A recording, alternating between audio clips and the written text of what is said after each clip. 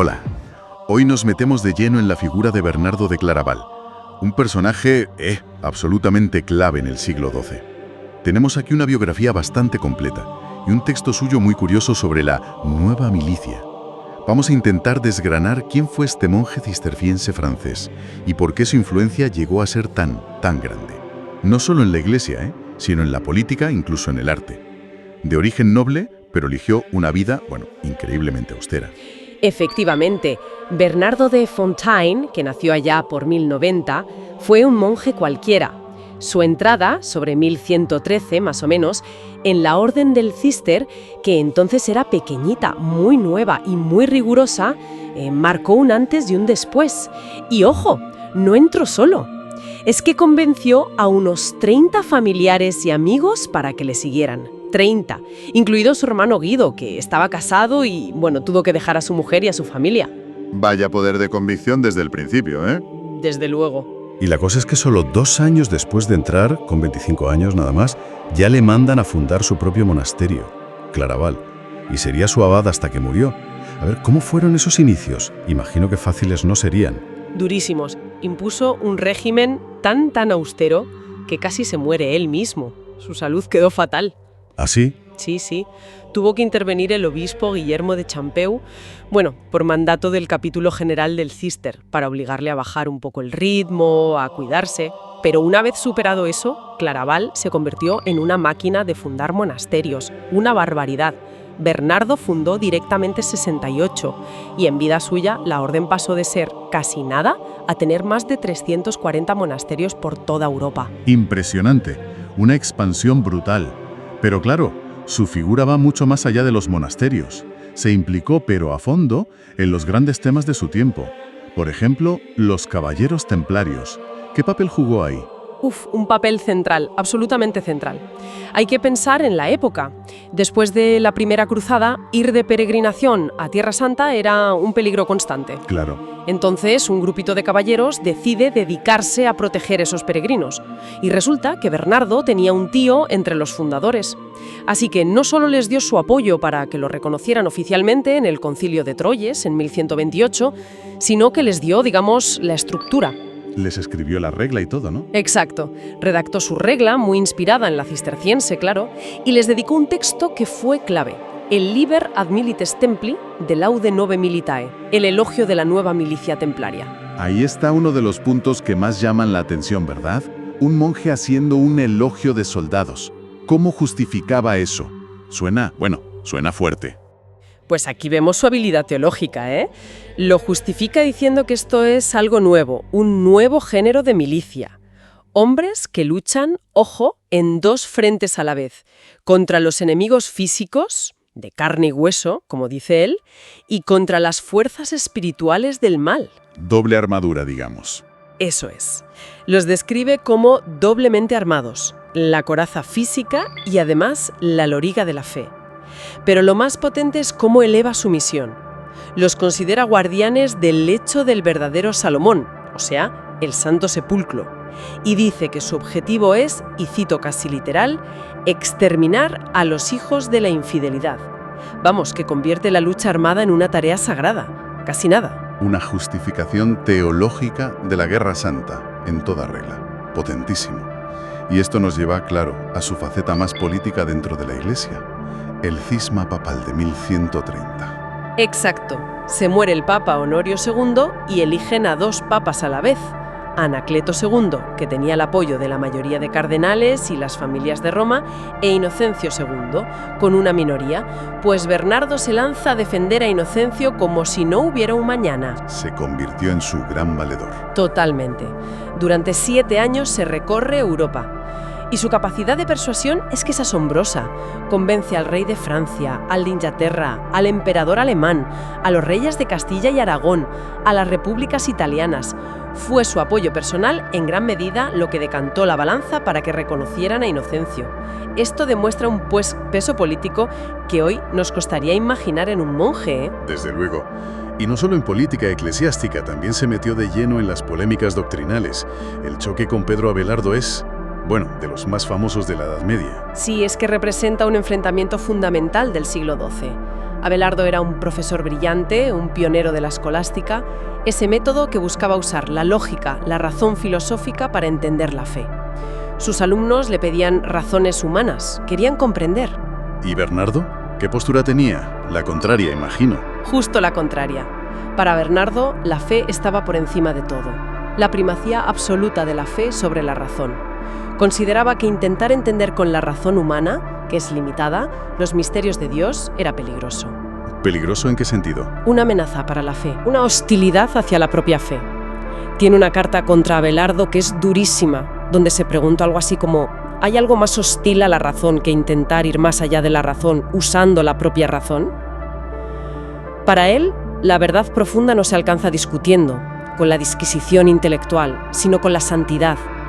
Y su influencia fue clave para que condenaran a Abelardo en el Sínodo de Sens, en 1139. Razón contra fe. Un debate eterno, la verdad. Pero si hablamos de grandes empresas impulsadas por Bernardo, hay que hablar de la Segunda Cruzada. Una iniciativa que él promovió con un fervor tremendo. Sin duda. Cae el condado de Edesa en manos musulmanas. Y el Papa Eugenio III, que curiosamente había sido monje con Bernardo en Claraval, le encarga predicar la cruzada.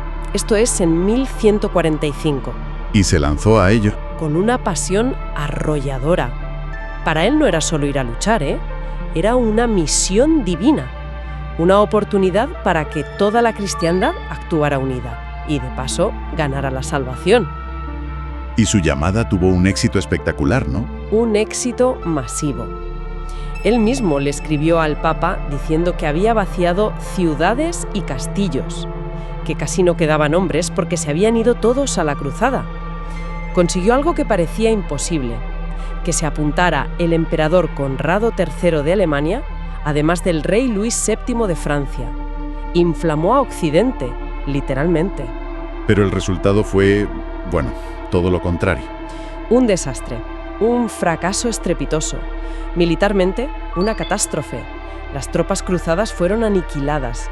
Y claro, esto fue un golpe durísimo para la reputación de Bernardo. ¿Pasó de ser el hombre más influyente a que le llamaran embaucador, falso profeta? El fracaso no solo le afectó a él, sino que minó la confianza en el papado y en la idea misma de que la cruzada fuera voluntad de Dios. Es interesante, sin embargo, que él mismo reflexionara sobre este fracaso en sus escritos. Sí. En su obra De Considerazione, que escribió precisamente para el Papa Eugenio, toca el tema. No echa la culpa a Dios, acepta que las críticas le caigan a él, para proteger, digamos, la autoridad divina. Pero es innegable que esto marcó un punto de inflexión, un cierto declive en su capacidad de influencia política directa. A pesar de ese revés, su legado espiritual sigue siendo gigantesco. Se le considera una figura fundamental de la mística medieval. ¿En qué consistía su espiritualidad a grandes rasgos? Pues fundamentalmente es una mística del amor. Se centra en la unión del alma con Dios, pero a través de una relación afectiva, de amor. Y aquí introduce algo importante, un gran énfasis en la humanidad de Cristo. No solo el Cristo divino y lejano. Exacto, también el Jesús cercano, el que sufre. Esto abrió caminos nuevos en la espiritualidad, basados en imitar a Cristo. Su tratado del amor de Dios es clave aquí. Describe como un camino hacia arriba, ¿no? Empezamos amándonos a nosotros mismos de forma egoísta, luego amamos a Dios, pero por interés, por lo que nos da. Después llegamos a amarlo por Él mismo. Y el último escalón es una unión total, transformadora, donde el alma se hace un espíritu con Dios. Suena a un proceso interior muy profundo. Has mencionado también algo de una venida intermedia de Cristo. ¿A qué se refería con eso? Sí. Es una idea muy sugerente que explica en un sermón. Habla de 3 venidas de Cristo. La histórica, en Belén, la última, al final de los tiempos, y una venida intermedia. ¿Y esa cuál es? Pues una que ocurre ahora, en el presente, pero de forma oculta, interior.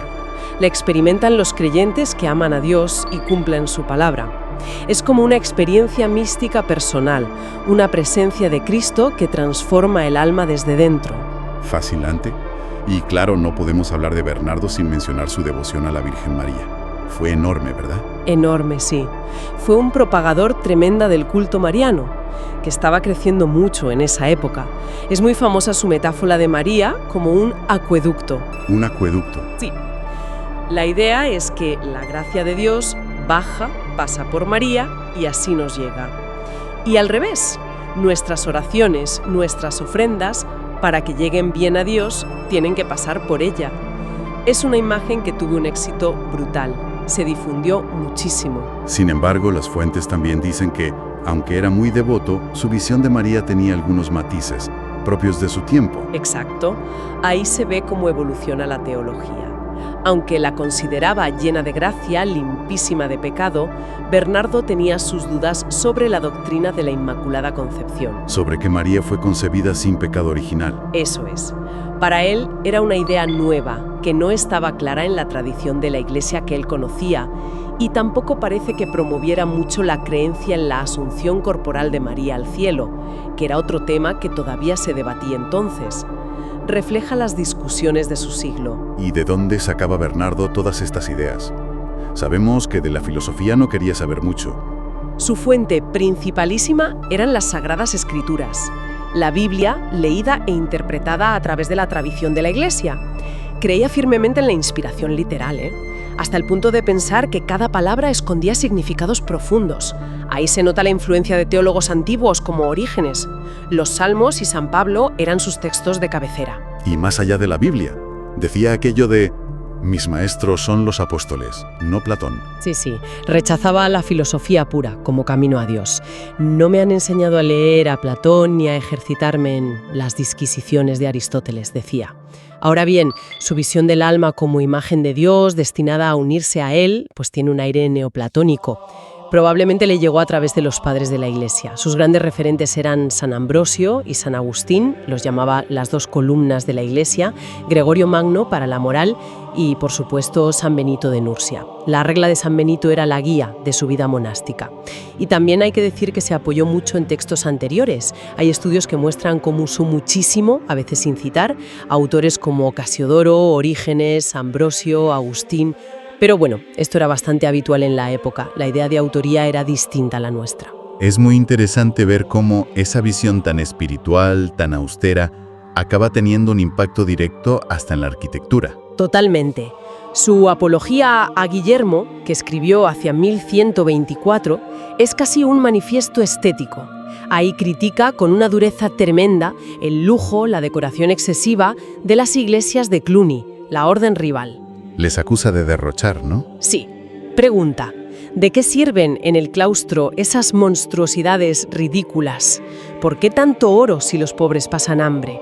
Argumenta que las imágenes, los adornos, son un gasto inútil y, peor aún, distraen a los monjes de lo importante, la oración, la lectura.